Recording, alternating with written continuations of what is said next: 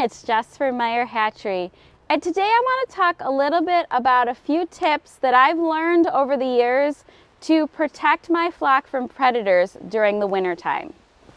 It's important to keep our flock safe no matter the season, but in the winter time it can be a little bit more tricky as far as keeping your flock safe because the predators are cold, they want to go inside, there's not a lot of food outside, they're looking for food. So some of the things that I've learned over the years, just from personal experience, first is if you have any sort of hardwire cloth on your coop, make sure that you go edge to edge on your coop. Your hardwire cloth is really attached to your coop and that there is no openings. I'll tell you, about 4 years ago, we thought we had everything perfect on our coop, including our hardware cloth. Well, sadly, a mink found a hole that was this big and got into my flock. It was not a good morning. And we learned a very hard lesson that day, that when you are using hardware cloth, that you want to make sure that you're checking it consistently throughout the winter, it's really secure around the edges, and that you're using hardware cloth. Do not use chicken wire. Chicken wire can be used for protecting your garden.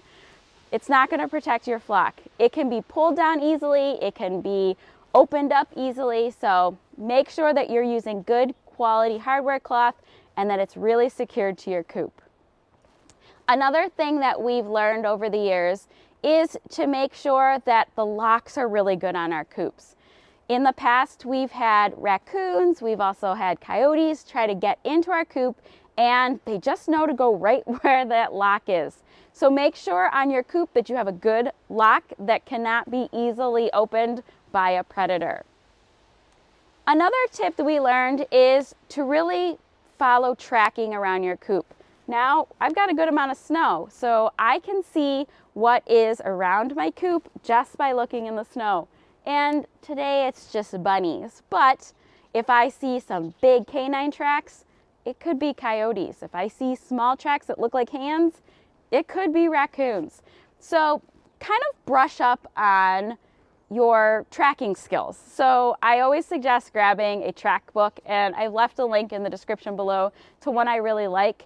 And if you notice that maybe there's some extra damage to your coop or you're just seeing a lot of tracks, it's really good to have that track book and that track finding knowledge so you know what is visiting your coop. Another thing that we do during the wintertime is we make sure that we protect our coop from wild birds, especially within the last couple years with the avian influenza outbreak. We make sure that wild birds are not trying to get to our coop or roost in our coop or roost above our coops. Where our coops are, we have a cover over them during the wintertime.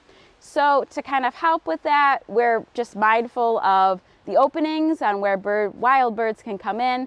We also really like to use the night guard tape that looks like this here, and that keeps the wild birds away from our flock, especially when they're in our lean-to type setup. The last thing is that we've learned is just to make sure that where we have our ventilation in our coop, make sure that nothing can crawl in through there.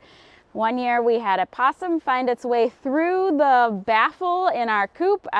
We have no idea how it happened.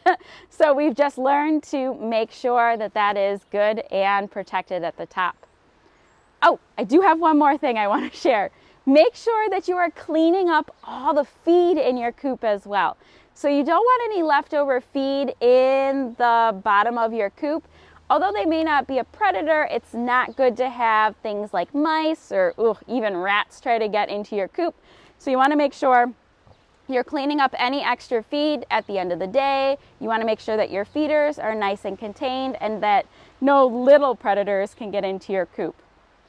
Hopefully I've given you some tips on keeping your flock safe during the wintertime. If you have any questions, be sure to let us know in the comments below. I think I'm going to take a walk around and see what some of these tracks are. Thank you so much for watching.